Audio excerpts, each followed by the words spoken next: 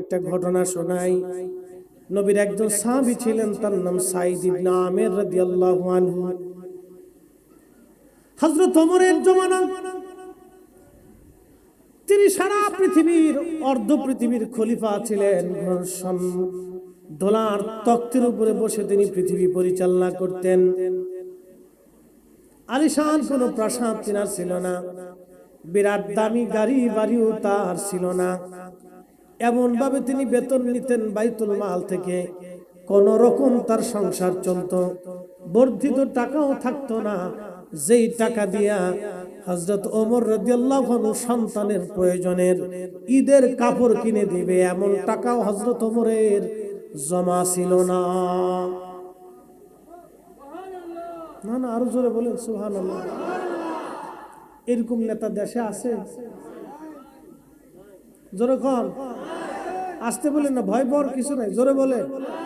এরকম নেতা, এই জন্য আল্লাহ রাসূল বলেছেন আসহাবী কান্নুজুম।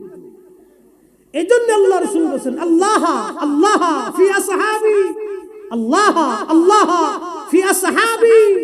হে আমার উম্মত, তোমরা সাহাবীদের ব্যাপারে আল্লাহকে ভয় করো, আমার সাহাবীদের ব্যাপারে আল্লাহকে ভয় করো। লা তাত্তাখিদুহুম গারাদাম মিন বাদি, আমার ইন্তেকালের পরে আমার কোন সাহাবীকে তোমরা সমালোচনার পাত্র বানিও না, আমার কোন সাহাবীর দোষ তালাশ করিও না, আমার কোন সাহাবীর খুঁত তালাশ করিও না, আমার কোন সাহাবীর অপদস্থ অপনন্দমূলক কথা বক্তব্য দিও না, আমার কোন সাহাবীর বিরুদ্ধচারণ করিও না। একসাথে জোরে বলা যাবে আল্লাহু আকবার। প্রিয় মুসলমান, খুব মনোযোগ দিয়ে আমি আমার রাসূলের বক্তব্য আপনাদের সামনে তুলে ধরলাম। এবার যদি আপনার বড় হুজুরের পছন্দ হয়, যদি মনে করেন আপনার রাসূলের চাইতে আপনার বড় হুজুর বিরাট, তাহলে হুজুরের কথা মাইনা সাহাবীদের সমালোচনা করবেন। আর যদি বলেন না আমার রাসূলের কথাই শিরোধার্য, সাবধান করে বলে দিয়ে যাচ্ছি, কোন সাহাবীকে সমালোচনা করা তো দূরের কথা, সাহাবীর সমালোচনা তো করা দূরের কথা, অন্তরের মধ্যেই খেয়ালও কখনো আনবেন না। কারণ এই কথাটা আল্লাহর নবী নিষেধ করে দিলেন, লা তাত্তাখিদুহুম গারাদাম মিন বাদি, আমার ইন্তেকালের পরে তোমরা আমার সাহাবীদেরকে সমালোচনার পাত্র বানায়ো না। একবার জোরে বলা যাবে কি মারহাবা। ফামান আহাব্বাহুম, আল্লাহ রাসূল আরো বাড়ায় বলতেছেন, ফামান আহাব্বাহুম ফাবিহুব্বি আহাব্বাহুম, কেউ যদি তাদেরকে ভালোবাসে আমি রাসূলকে ভালোবাসা হয়ে যাবে।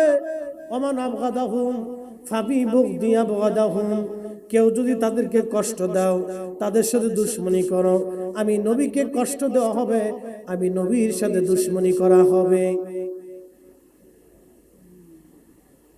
কথা কি আমার না আল্লাহর নবী? কথা কি হাশিম হুজুরের না আল্লাহর নবী? কথা কি আলা হযরতের না আল্লাহর নবীর? আল্লাহর রাসূলের।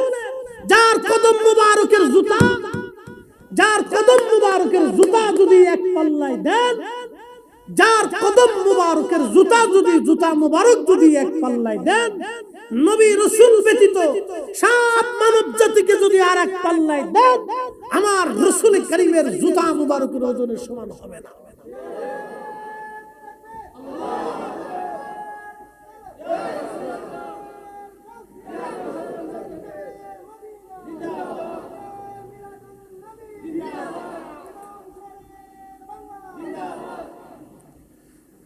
প্রিয় চট্টগ্রামবাসী, এটা কি কোন থানার ভিতরে পড়ছে? হাটহাজারীর ভিতরে পড়েছে। আচ্ছা, মাশাআল্লাহ।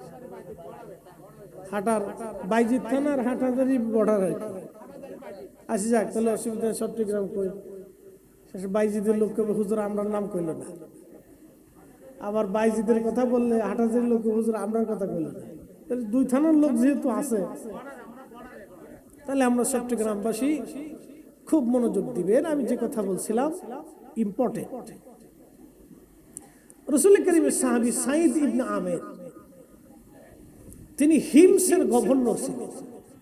আমি হাসরের মাঠে যাইতেছি, কিন্তু তাদের জীবনীটা তুলে ধরি। আমরা হুজুররা যদি ভোটে দাঁড়াই, তাহলে আমাদের দেশের মানুষ আমরা ভোট দেয় না, কি কয় জানেন? হুজুরগার আবার নির্বাচনের দরকার কি? হুজুরগার যে নির্বাচনের দরকার কি, এই যে এখন চুরি করার পরে বুঝতে পারছে। ঠিক না কাজতে কোনটা উচিত কথা সমর্থন করাটাও এটাও জিহাদ। আরে কোন হুজুর যদি কোন পীর সাহেব যদি এমপি হয়, মন্ত্রী হয়, তো জীবনে চুরি চিন্তা করবে না, এই চিন্তা মাথায় আনবেন না।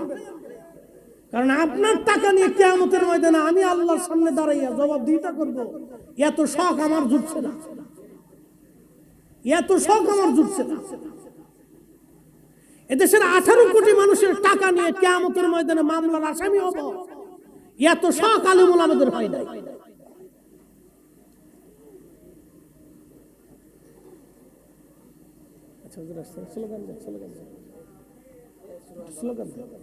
নারে তাকবীর, নারে রিসালাত, আহলে সুন্নাত ওয়াল জামাত, নারে তাকবীর,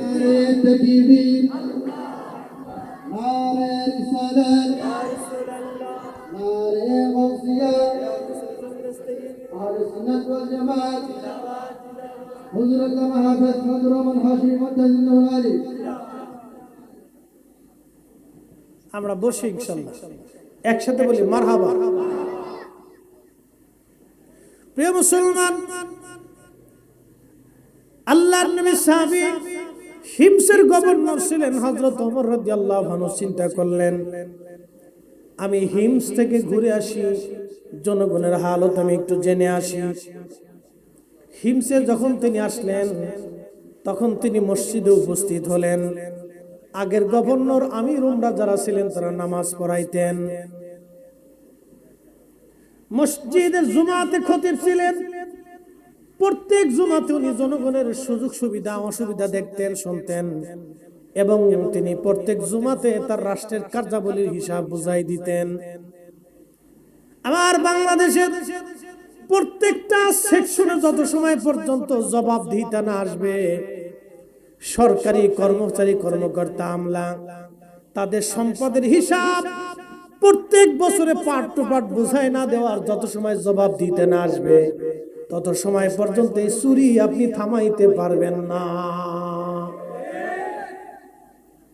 এ দল চলে গেছে, আর এক দল এও চিন্তা করবে মারি একটু মারি, ও মাইরে দিয়ে 600 কোটি টাকার মালিক হয়েছে, আমি 1200 কোটি টাকার মালিক। এই জন্য জবাবদিহিতার আওতায় আনতে হবে সব সেকশনটাকে। জবাবদিহিতার আওতায় আনার পরে এটার নামই ইসলাম। হযরত ওমর রাদিয়াল্লাহু আনহু তিনি হিমসের জনগণকে ডাকলেন, মসজিদে উপস্থিত, জিজ্ঞেস করলেন, হে হিমসের বাসিন্দারা, তোমরা বলো, আমি যে গভর্নর তোমাদের জন্য নিযুক্ত করেছি তার সম্পর্কে তোমাদের অভিযোগ আছে কিনা? প্রকাশ্য তোমরা বলো। যদি অভিযোগ থাকে তাহলে এক্ষুনি তাকে আমি বহিষ্কার করে অন্য প্রশাসক দিয়ে আমি চলে যাব। চিন্তা করতে পারছেন মুসলমান কত সুখী ছিল সেই দিন, আর মুসলমান কি আদর্শের উপরে প্রতিষ্ঠিত ছিল সেই দিন। আপনাদেরকে একটা কথা বলি, কেউ যদি সারা রাত্র তাহাজ্জুদ নামাজ পড়ে ইবাদত করে, জিকির ফিকিরে কাটায়, আর মানুষের হক মাইরে দিয়ে কাবা ঘরে যেয়ে যদি জিয়ারত করে, আল্লাহর কসম করে বলি একটা সেজদাও তার আল্লাহর দরবারে কবুল হবে না। আপনি ঠিক বললেও ঠিক, না ঠিক বললেও ঠিক, কবুল হবেই না, কারণ ওর রক্তের ভিতরে বিষ মিশে রয়েছে। প্রিয় মুসলমান, হযরত ওমর রাদিয়াল্লাহু তাআলা আনহু জিজ্ঞেস করলেন, হিমসের জনগণ বলো, অভিযোগ কিছু আছে কিনা? বলে, আমিরুল মুমিনিন, আমাদের কয়েকটা অভিযোগ আছে গভর্নরের বিষয়ে। হযরত ওমর চিন্তায় পড়ে গেলেন। সাইদ ইবনে আমের রাসূল করিমের সাহাবী, নবীর সাহাবীর বিরুদ্ধে অভিযোগ যদি হয় তাহলে তো পৃথিবীর ইতিহাস পাল্টে যাবে। চিন্তায় পড়ে গেলেন। তিনি বললেন, কি অভিযোগ বলো?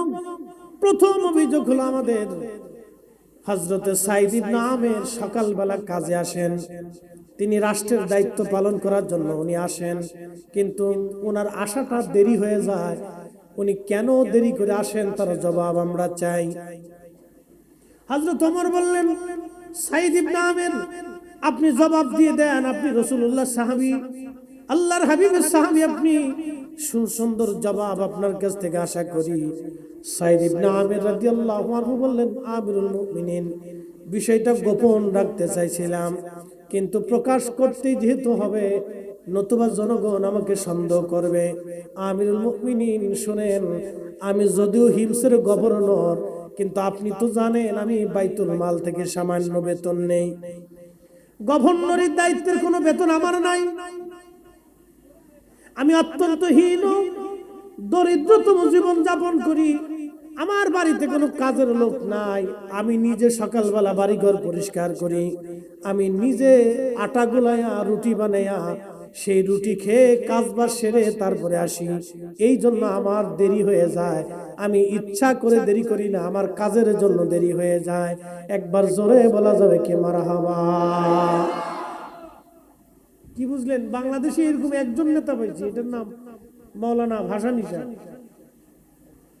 একটা নেতা ছিল আব্দুল হামিদ খান ভাসানী, আর যার পরে যাইছে সব খালি স্বার্থবাদী। আপনি ঠিক বললেও ঠিক, না ঠিক বললেও ঠিক, উচিত কথার ভাব নাই এদেশে।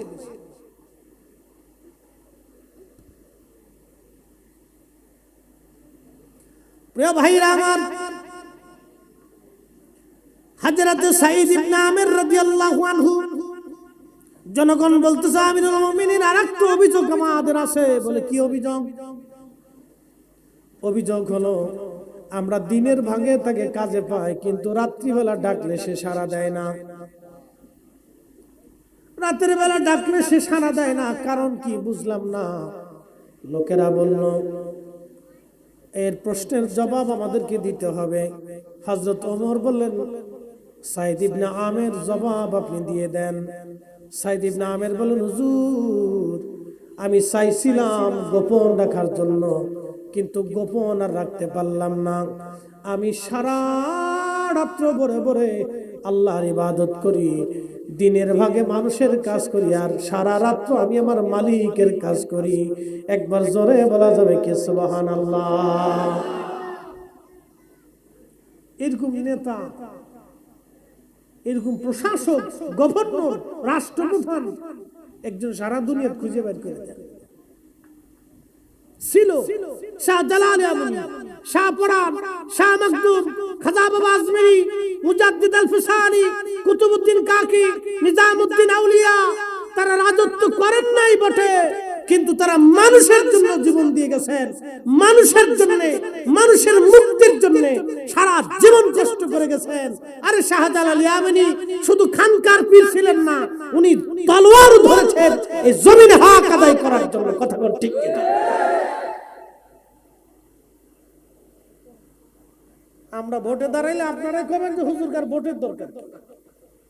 জনগণই কয় যে হুজুরের ভোটের দরকার। যতদিন হুজুরদেরকে ভোট না দিবেন ততদিন এরকম আপনাদেরকে পস্তাইতে হবে। 20 বছর আগে যে রিকশা চালাইছেন, 20 বছর পরে রিকশা চালাইতে হবে।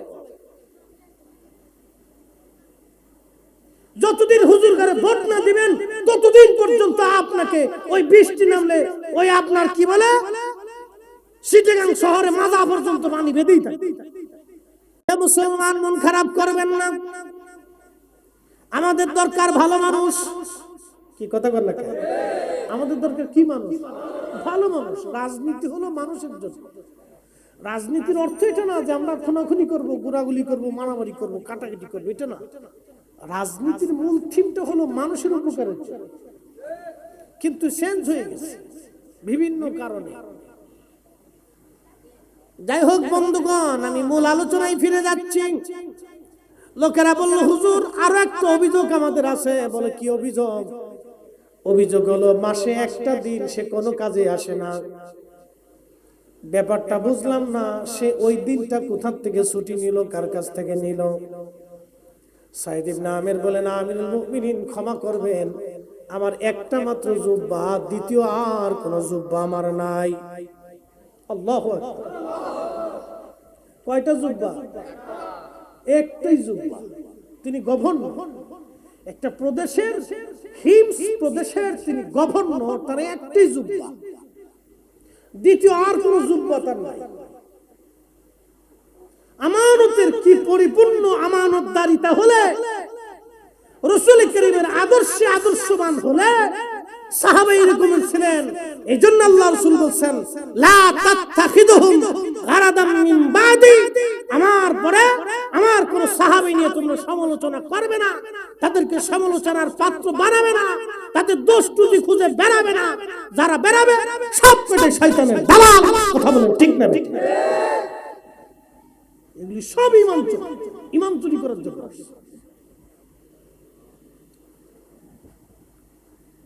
প্রিয় চিটাগাংবাসী, খুব মনোযোগ দিবেন।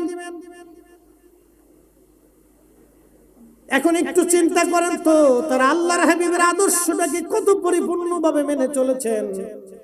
পক্ষান্তরে যারা এর বিপরীত হবে, জনগণের সম্পদ যারা মেরে খাবে, তাদের ভয়াবহ পরিণতি কি?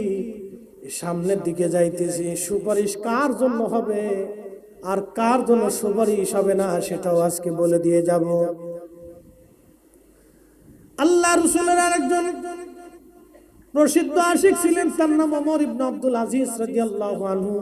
মুসলমানদের প্রথম মুজাদ্দিদ ছিলেন তিনি। ইসলামের চতুর্থ খলিফা, চারজন খলিফার মতো তিনিও এমন একজন খলিফা ছিলেন যাকে মুসলমানের দ্বিতীয় ওমর বলা হয়। তিনি সেইভাবে ইসলামী সাম্রাজ্য পরিচালনা করতেন। ওনার স্ত্রী এবং ছোট্ট সন্তান নিয়ে উনি বাইতুল মালের মধ্যে ঘুরতে গেলেন দেখার জন্য। হযরত ওমর ইবনে আব্দুল আজিজ যখন ঘুরতে গেলেন, যাওয়ার পরে তার ছোট্ট বাচ্চাটা দৌড়ায় যাইয়া বাইতুল মাল থেকে একটা আপেল নিয়ে আপেলের মধ্যে মুখ লাগায়া কামড় দিয়ে খাওয়া শুরু করে দিয়েছে। ছোট্ট বাচ্চা আপেল নিয়ে কামড় দিয়ে খাওয়া শুরু করছে। হযরত ওমর ইবনে আব্দুল আজিজ দৌড়াই গেলেন, হাত চেপে ধরলেন। আপেল হাত থেকে নিয়ে মুখটা চেপে ধরে আঙ্গুল ভিতরে ঢুকিয়ে মুখের ভিতর থেকে আপেলের অংশ বের করে নিয়ে আসলেন। একসাথে বললেন আল্লাহু আকবার। না না, আরো জোরে। বাংলাদেশের এক কর্মকর্তার ছেলে 15 লক্ষ টাকা দিয়ে ছাগল কিনতে গেছে। ছাগলে চোর ধরাই দিছে। মারহাবা কইলেন না? সে বেতন পায় মাসে 50,000, তার ছেলে ছাগল কিনতে যায় 15 লক্ষ টাকা দিয়ে। বাকি টাকা জিবরাইল আলাইহিস সালাম দিয়ে গেছে। হ্যাঁ, কত বড় চোরের চোর! এই জন্য আলেমদেরকে ভোট দিতে হবে। এই কথা কন না? আপনি জানেন আমার দেশের লক্ষ লক্ষ মা টাকার অভাবে ঠিকমতো ওষুধ কিনতে পারে না। আপনি জানেন আমার দেশের কত নারী ডিভোর্সে নারী সন্তান নিয়ে দাঁড়ে দাঁড়ে। আমার দেশের কত বৃদ্ধ বাবা টাকার জন্য ভালো খাবার খাইতে পারে না, আর 15 লক্ষ টাকা দিয়ে ছাগল কিনতে গেছে।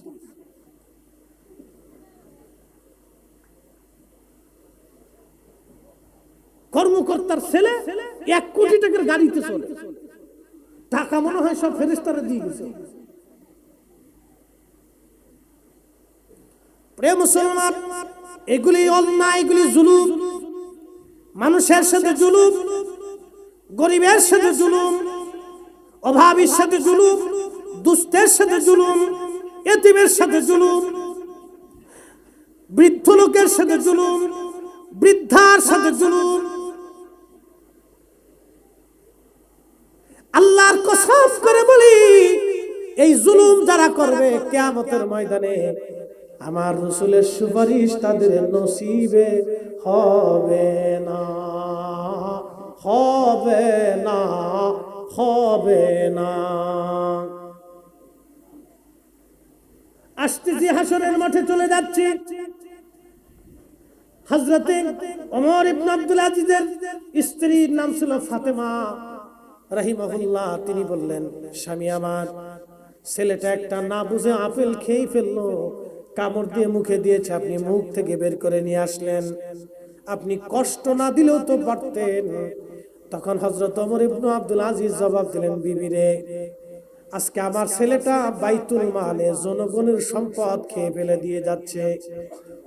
আমি ওমর ইবনে আব্দুল আজিজ জীবন্ত বাধা প্রয়োগ করলাম না এই একটা আপেলের জন্য, কিয়ামতের ময়দানে আল্লাহর আদালতে জনগণের হিসাব নিয়ে আমি আল্লাহর আদালতের কাঠগড়ায় আসামি হয়ে দাঁড়াইতে পারবো না। ওই কষ্টের চাইতে আমার ছেলে কষ্ট পাক, তাতে আমার কোনো অন্তরে ব্যথা লাগবে না। ওই কষ্টের চাইতে এই কষ্টটা সহজ, কিন্তু হাসরের ময়দানের কষ্টটা বেশি ভয়াবহ হবে। একবার জোরে বলা যাবে কি আল্লাহু আকবার। ইসলাম মুসলমান চিনে দাও। আমরা হুজুরা ভোটে দাঁড়াইলে আপনি বলবেন যে হুজুরের আবার ভোটের দরকার। 500 টাকা না মানলে তো জীবনে ভোট দিবেন না। ঘরের ভিতরে মাল না দিয়েছিল ভোট দিবেন না। নির্বাচনের সময় খরচ করছে 50 কোটি, 5 বছর উসুল করে নিয়ে গেছে 500 কোটি। জানেন আপনার মাথার উপর কাঁঠাল কিভাবে ভেঙে গিয়েছে? আপনি ঠিক বললেও ঠিক, না ঠিক বললেও ঠিক। এটাই এত বছর ধরে হচ্ছে। হুজুর, আমি সত্য কথা বলতেছি, দুঃখের সাথে কথাগুলি আজকে বলতে হচ্ছে আমাদের। আমাদের জনগণ আমাদেরকে সারা জীবন ভুল বুঝছে, সারা জীবন আমাদেরকে ভুল বুঝছে।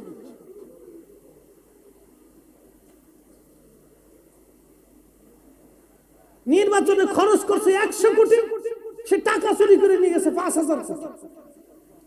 কাঁঠাল ভেঙে ভেঙে গেছে। প্রিয় মুসলমান আমার, হাসরের ময়দানে যাই এদের অবস্থা কি হবে, আর আমার রাসূল কি করবেন তিনি। এখন চলে আসি হাসরের ময়দানে, চলে যাই। কোরআন বলতেছে তারুজুল মালাইকাতু ওয়ার রূহু ইলাইহি ফি ইয়াউমিন কানা মিকদারুহু 50 আলফ সানা। হাসরের মাঠের একটা দিন দুনিয়ার 50,000 বছর এক জায়গায় করলে যত বিরাট হবে, হাসরের মাঠের একটা দিন হবে তত বিরাট। এই আয়াত নাজিল হলো হযরত আবু হুরায়রা রাদিয়াল্লাহু আনহু, তিনি বসে আছেন মসজিদে নববীতে। মসজিদে নববীতে বসে থাকার পরে এক সাহাবী আসছে। সে অনেক ধনী, বিরাট বড় তার ছাগলের পাল, উটের পাল, মহিষের পাল আছে, অনেক বড় বড় খেজুরের বাগান।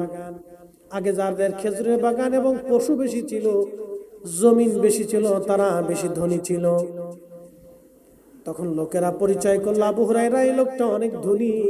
হযরত আবু হুরায়রা বললেন, হযরত আবু হুরায়রা রাদিয়াল্লাহু আনহু বললেন, ও আল্লাহর বান্দা নবীর সাহাবী, আপনি কিয়ামতের কঠিন মাঠ থেকে বাঁচার চেষ্টা করেন। আপনি কিয়ামতের ময়দানে সম্পদের ক্ষতি থেকে আপনি বাঁচার চেষ্টা করেন। ওই লোকটা ডাক দিয়ে বলতেছে, আবু হুরায়রা, আমি আপনার বিষয় বুঝলাম না, একটু ভেঙ্গে বলেন। সাহাবী আবু হুরায়রা রাদিয়াল্লাহু আনহু বলতেছেন, আমি আমার মাসুর প্রিয় নবীজির জবান মোবারক থেকে শুনছি, আল্লাহর নবী বললেন কিয়ামতের ময়দানে যারা ধনী ব্যক্তি হবে কিন্তু অর্থের যাকাত দিবে না, দান করবে না, মানুষকে দেবে না। মনোযোগ দিয়ে, যারা অনেক সম্পদের মালিক কিন্তু দান করে না, যাকাত দেয় না, আর যদি চুরি করে, এদের কথা তো কই লাভই নেই। ও তো মানে দুনিয়ার মানুষের কাতারেই সে পড়ে। সে তিলে তিলে গরিব মানুষের রক্ত শুষে নিয়ে গেছে।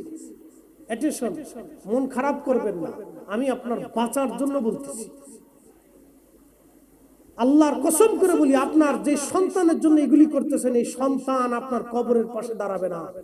বাংলাদেশের এক ধনাঢ্য ব্যক্তি মারা গিয়েছিলেন করোনায়, নাম বলবো না, বিরাট বড় গ্রুপ ইন্ডাস্ট্রির মালিক, তার নামে, তার ইন্ডাস্ট্রির নামে একটা টেলিভিশন আছে, খুব জনপ্রিয় টেলিভিশন। সেই ভদ্রলোক মারা গেল, তার সন্তান করোনার সময় বাবার লাশের পাশে আসে না। আর যারা অন্যায় করে টাকা রেখে যাচ্ছে, ওই সন্তান 4 পয়সাও কাজে লাগবে না, ওই স্ত্রীও লাগবে না, সন্তানও লাগবে না। কিয়ামতের ময়দানে এগুলি তো খুঁজেই পাওয়া যাবে। একবারে মাপ পেয়ে গেছি। আর আমার দেশের এতিম টাকার অভাবে ধুকে ধুকে কষ্ট করছে। আমার দেশের অসুস্থ ব্যক্তি যার জন্য সুস্থতার বরাদ্দ ছিল, ওষুধের বরাদ্দ ছিল, ও ওষুধ না খেয়ে ধুকে ধুকে কষ্ট করছে। আমার দেশের দরিদ্র ব্যক্তি যে মাথার ঘাম পায়ে ফেলে পরিশ্রম করে যাচ্ছে, তার জন্য বরাদ্দ ছিল, তার টাকাটাও মেরে দিয়েছে, সেও কষ্ট করে কোনদিন খাইছে, কোনদিন না খেয়ে থাকছে। আর আপনি ভাবছেন বেহেশত পেয়ে গেছি, কিয়ামতের ময়দানে রাসূলের সুপারিশ পাবো। আল্লাহর নবী এই সমস্ত উম্মতের দিকে ফিরে তাকাবেই না, ফিরে তাকাবেই না কিয়ামতের ময়দানে। প্রিয় বন্ধুগণ, আমার হাসরের মাঠ কায়েম হবে। কঠিন পরিস্থিতি, অনেক বড় পরিস্থিতি। নবীজির সুপারিশ কাদের জন্য এবার জেনে যান। আপনি ধরেন নামাজ পড়েন নাই, অপরাধ করে ফেলছেন, রোজা রাখেন নাই, অপরাধ করে ফেলছেন, আপনি কি বলে অন্যায় করছেন, ভুল করে ফেলছেন, নামাজ পড়েন নাই, রোজা রাখেন নাই, এই সমস্ত অপরাধগুলি যেগুলি হকুল ইবাদ না, হকুল আল্লাহর হক। রাসূল কারীমের সুন্নাত আপনি হয়তো একটা মানছেন আর একটা মানেন নাই। এই সমস্ত পাপী যারা, কিয়ামতের ময়দানে আল্লাহর নবী তাদেরকে সুপারিশ করবে। সুবহানাল্লাহ বলা যাবে না? আরো জোরে। কিন্তু হকুল ইবাদ যে মারছে, বান্দার হক, ওই দরবেশ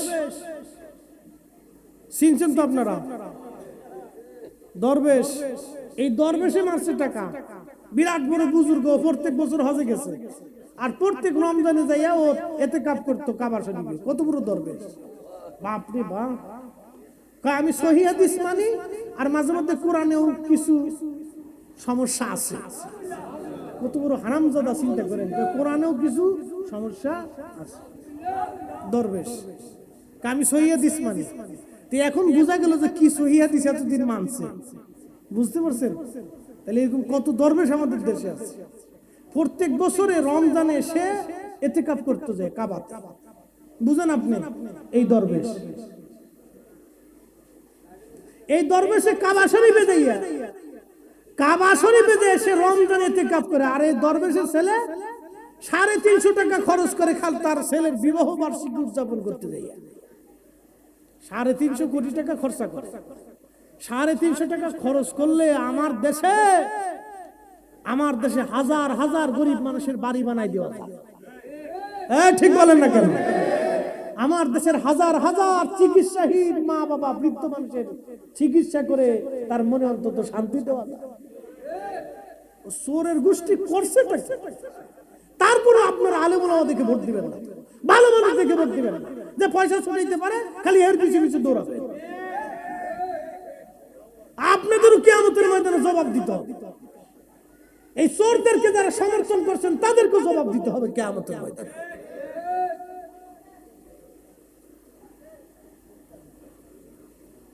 প্রিয় উপস্থিতি, খুব মনোযোগ দিবেন।